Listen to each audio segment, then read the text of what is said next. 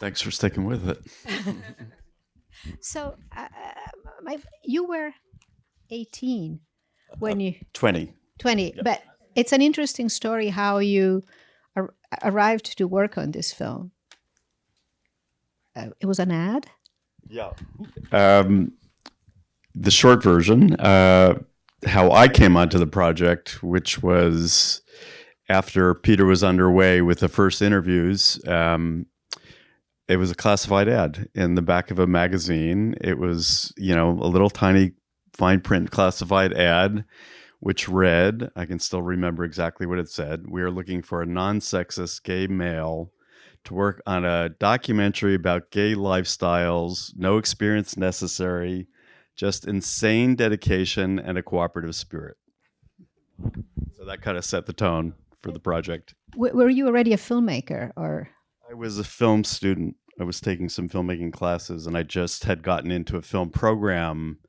And so I applied for the job, and Peter narrowed it down to, I think, maybe 20 candidates. And he brought us all together in a room, and said, this is what we're doing. And if you want to go further with this project, this is what you're going to have to do, essentially, to audition.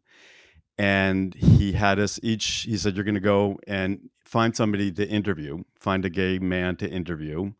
Didn't give us any other parameters as to what to do with that interview, and gave us the portable video equipment, which at that point, a video portapack were like two large suitcases, half-inch reel-to-reel videotape that you actually had to thread,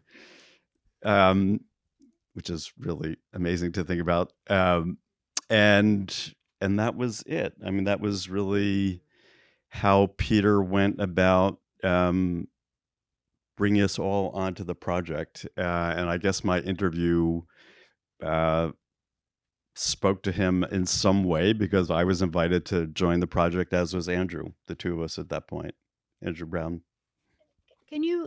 The film was directed by a collective, the Mariposa Collective. Can you, which was a very not common but frequent thing of cinema at that time. Can you talk a little bit about how you work as a collective? It's very filmmaking. Directors are such an ego role, and to work as a collective is completely different. And yes, the film is seamless. It doesn't feel like it's been done by different people. Yeah, I mean, first I'll just speak a little bit about how we came to be a collective, which really only defined ourselves as such after the fact, in retrospect. So it was a very organic and kind of incremental process. We each came on. So as I said, I came onto the project after Peter and his sister Nancy, who's a lesbian, filmed the original 8 interviews, which was essentially part 1, were the interviews that they had filmed. And I came on toward the end of that process, as did Andrew and Lucy. And we were invited to give our response to the material, and to take part in the editing. And what it was very moving to see those people, but it didn't in any way feel reflective of my experience at that point as a 20-year-old gay man. And that was true for each of us in our own way. So the assignment then became, well, go out and find those people. Peter at that point then empowered us to go out and essentially cast the remaining stories in the film. And each of us went to different parts of the country. And I went back to my old hunting grounds. So I went back to the Amherst area, where I went to college, and New Jersey, where I grew up, and found the younger guys that are in the film. And then we came back together, and we all looked at the interviews, that pre-interviews, again with these big portapack videotapes. So there was really just research material at that point, and we looked at the tapes together, and that started the process of us all really working as a collective entity, because we were now having to figure out, who do we want to be in this film, and for what reason, And that started the conversation that went on for the next year in us working together.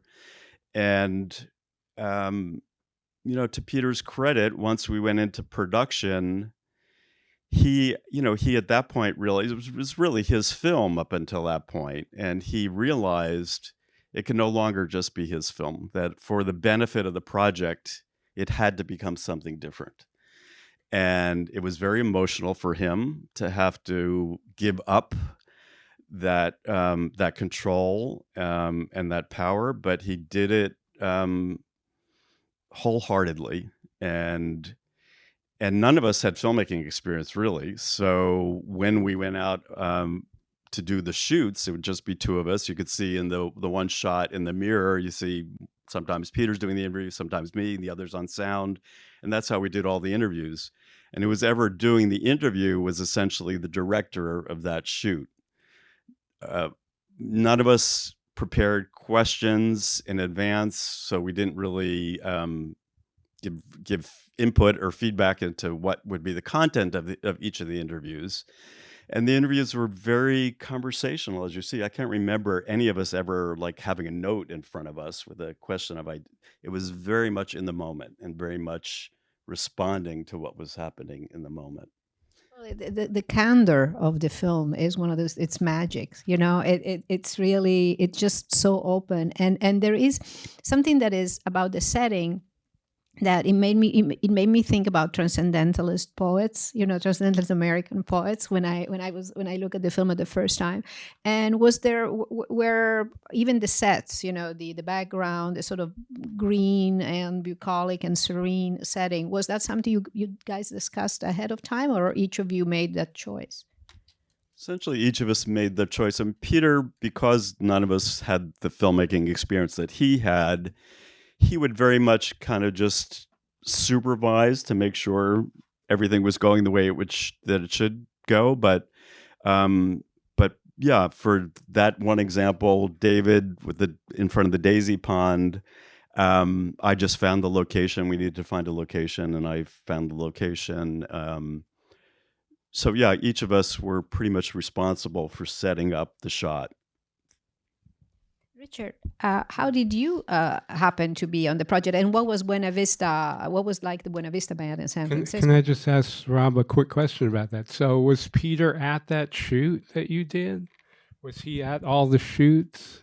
Peter was at yeah, so the David Gillen, which is in front of the Daisy Pond, it was Peter and me. And Peter was the only one that Peter was not at the one with Dennis Chu, the young Asian man. That was just Andrew and me. Okay, thanks. I'm sorry. Sorry to interrupt. No, you didn't. Yeah. But how did Buena Vista become the band that you know plays through the film, and what was it for people that don't know the band? What was it at the time? Well, so Andrew Brown, who's in the film with his lover Freddie and Freddie's daughter, playing really cute game. Andrew recruited me to be in that band. And in some ways, Andrew made that band. Now, it wasn't for the film, but he had really been involved in putting that band together. And it had been based around the three singers who had met at Glide Memorial Church, actually. This Reverend Cecil Williams, who died fairly recently, ran a very progressive, socially conscious place downtown for a very long time. And that's where those singers met. And there's kind of trying to be like the band LaBelle. It's like three gay white boys who wanted to be LaBelle. And they would even sometimes refer to each other as Patty, Sarah, and Nona. And so they started out with just Joe, the piano player who's in the film.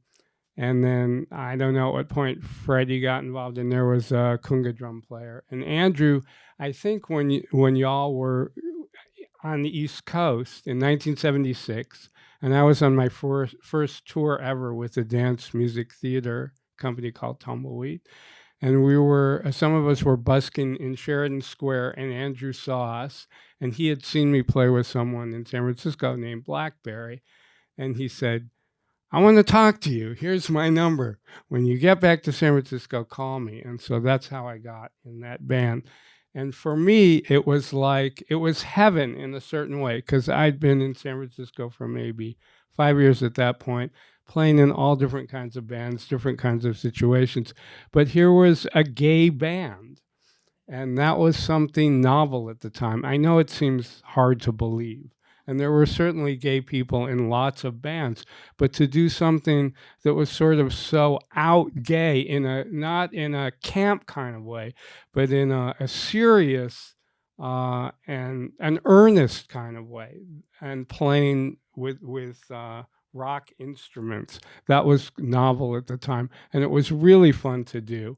Those are some of the most exciting, best gigs I ever played in my life, was playing for gay men at, say, the Stud south of Market.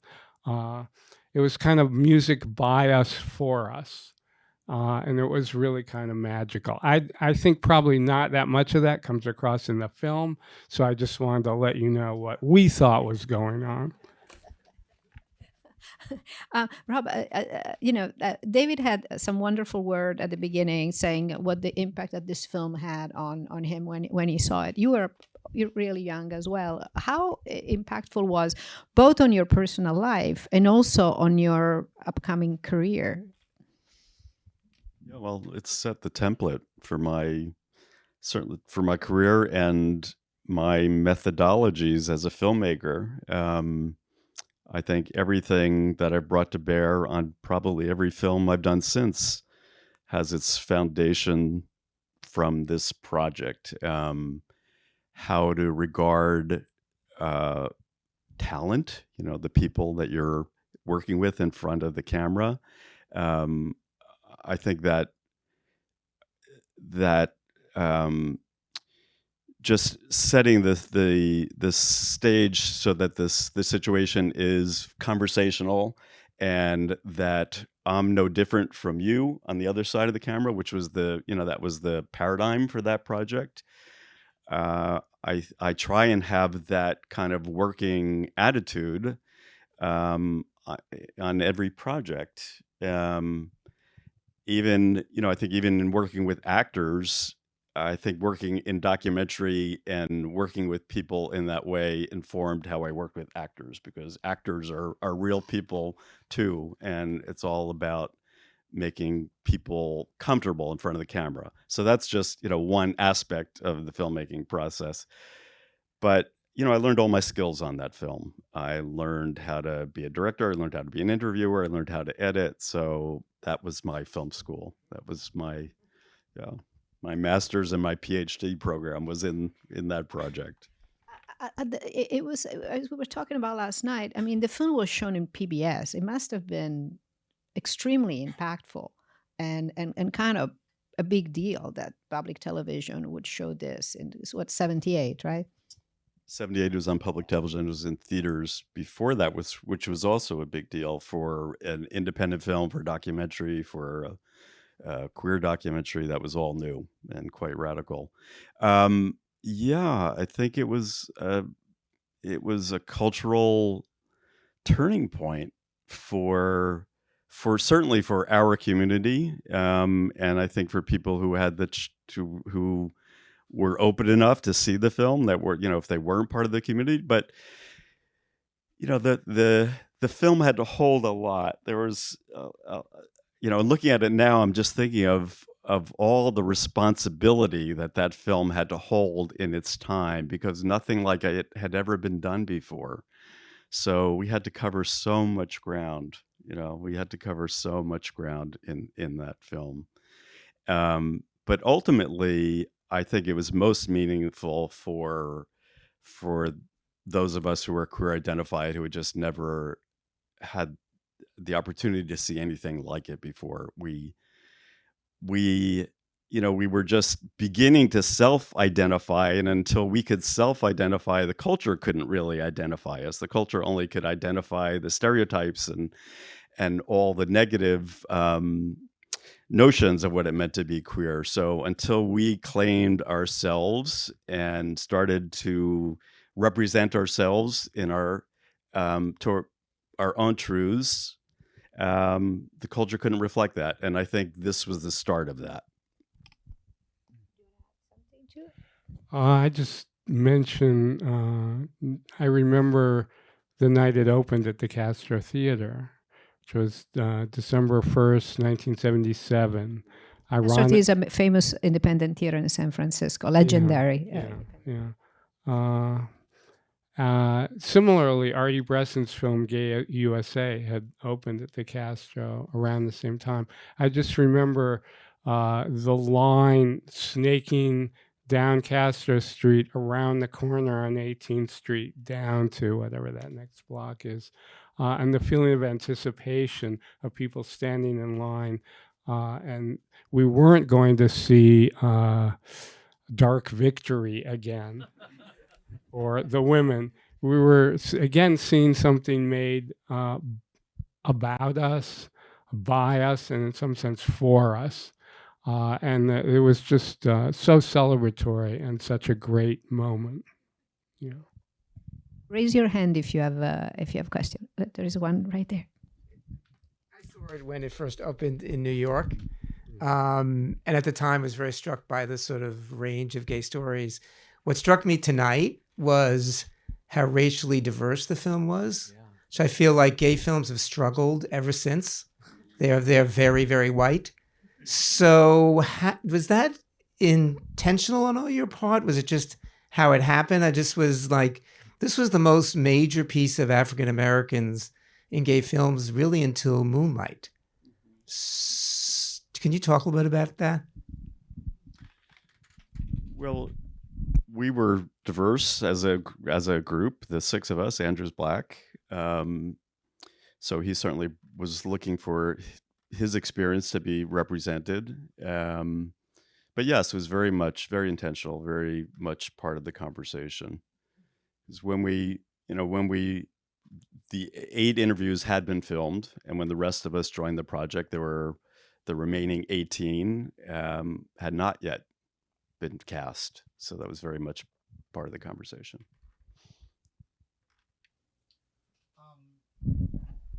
I don't really need the mic.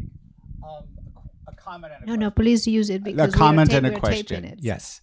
The comment is the people were much wiser and more introspective about themselves than I would have remembered from that time about their issues. I was kind of surprised at how psychologically aware everybody seemed. That's the comment. The question is, do you have any updates on anybody? Yeah, I actually just got an email today from David Gillen, the young man with braces in front of the Daisy Pond, just because this was an opportunity for me to just check in with him. And I got a very funny email in response. He's now living in Northern California. He said, as a former movie star, fighting the good fight and mostly losing. But he sounded good. Let's see. Pam and Rusty, the couple, the butch femme self-identified butch femme couple in the film.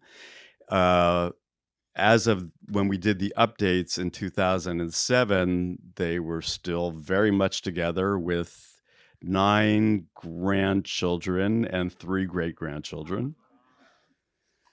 Who else? Ask me about anybody that comes to mind, and I'll tell you.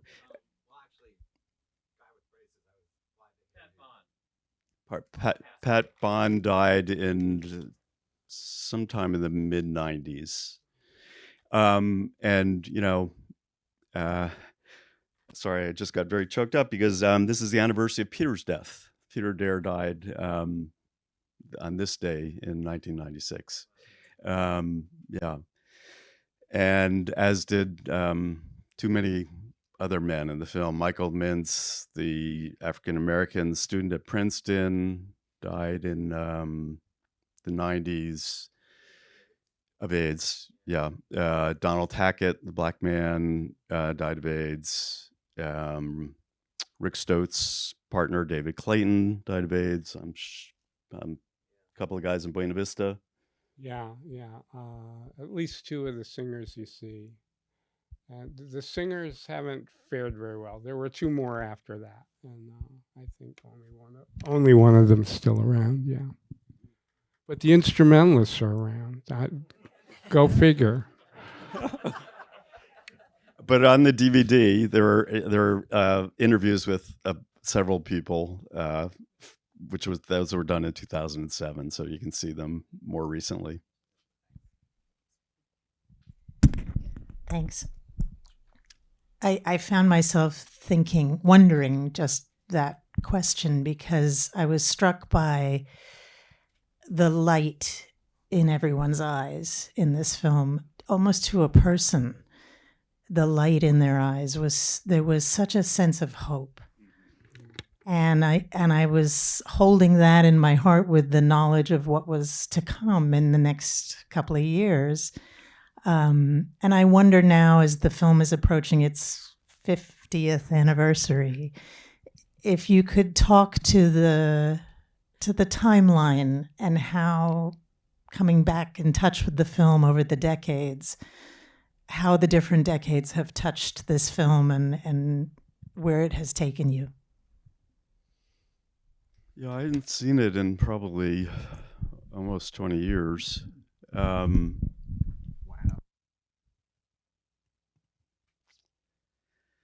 Yeah, I mean, it's when you think of what a small increment of time it was from when that film came out in 1977 to when AIDS really struck in the early 80s. It was a really short window. Tonight I was just able to just let myself go and enjoy it and relive it. I wasn't really thinking about much. I remember having seen it 20 years ago and thinking, oh, well, this seems dated and that seems dated. But now,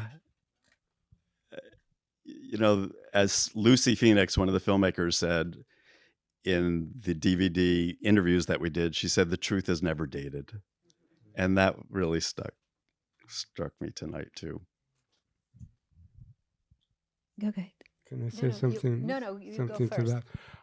To me, seeing it tonight, I'm again reminded. So I lived in San Francisco from 1971 to 1980, and I really should have left about a year and a half earlier. So to me, what this film represents, it was mostly shot before all the anti-gay initiatives that took place in 1977, Wichita, St. Paul, Anita Bryant, Minneapolis.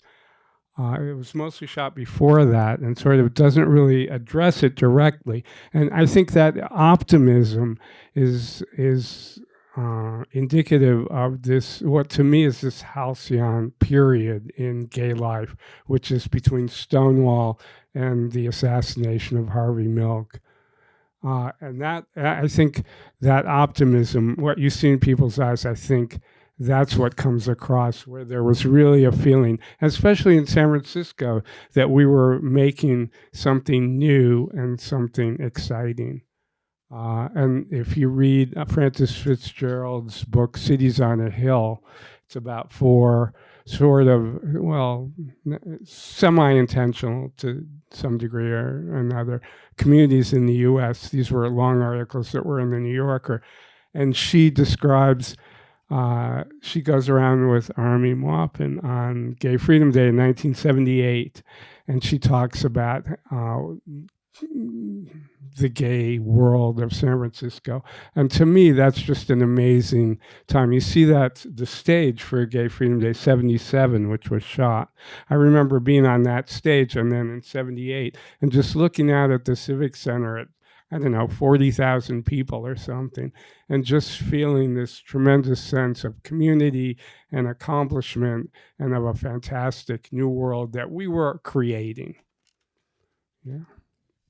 And there is something about the film. I mean, you said truth never, becomes old. There is something that struck me, which is the first time I saw it, was a few months ago, was the directness and also the lack of, because this is technically, there was no movement at the time. So it feels non-ideological in a very powerful way, because it creates an immediate empathy that just is overwhelming after a while, and the way you explore the various issues, again, the introspective comment is really relevant, because there was so much introspection and awareness, but the way the film carries you through all these issues is just so powerful that I think it just not only is not old, but it's even more relevant, because it really talks about individuals.